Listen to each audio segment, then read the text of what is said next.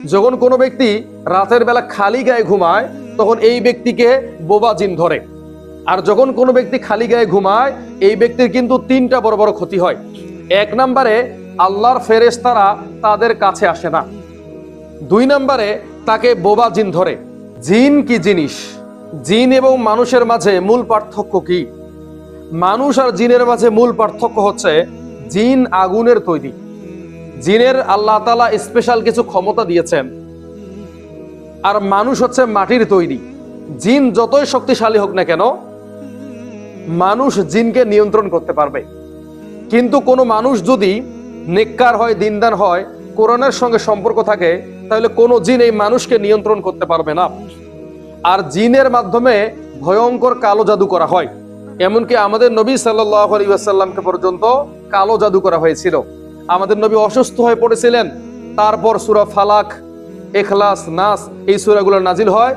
আল্লাহ নবী সাল্লাল্লাহু আলাইহি ওয়াসাল্লাম আমাদেরকে বলেছেন, কেউ যদি জিনের প্রোপাগান্ডা থেকে বাঁচতে চায়, কালো জাদু থেকে বাঁচতে চায়, সে যেন ওই তিনটা সূরা পড়ে হাতের মধ্যে ফু দিয়ে পুরো শরীর একবার মাসহাহ করে, তাহলে আল্লাহ তাআলা এই কালো জাদু থেকে তাকে হেফাজত করবে।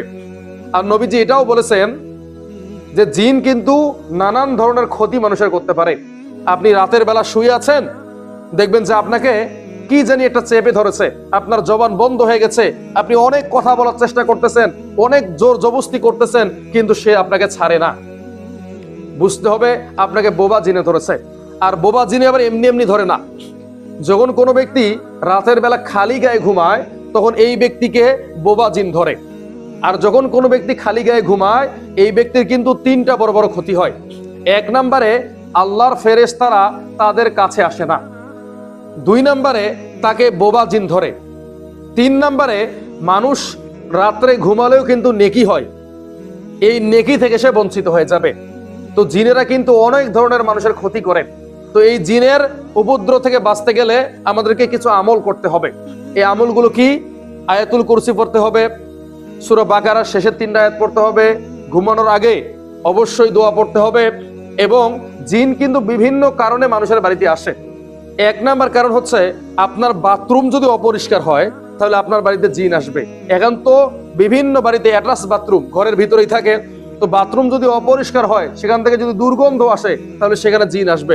দুই নম্বরে আপনি যদি আপনার কাপড় চোপড়গুলো ধৌত না করেন, যদি আপনার কাপড় চোপড়গুলোর মধ্যে ময়লা থাকে, ঘাম থাকে, তাহলে কিন্তু ওখানে জিন যায়।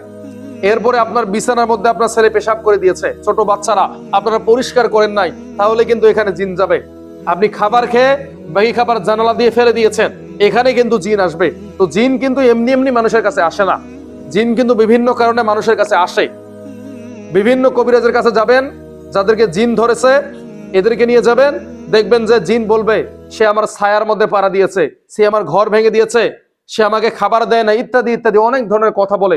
তারা কিন্তু অদৃশ্য, তারা আমাদের আশেপাশেই বসবাস করে, আমরা জানি না বিধায় তাদের আমরা ক্ষতি করে বসি, এই জন্য তারা আমাদের উপর প্রভাব বিস্তার করে।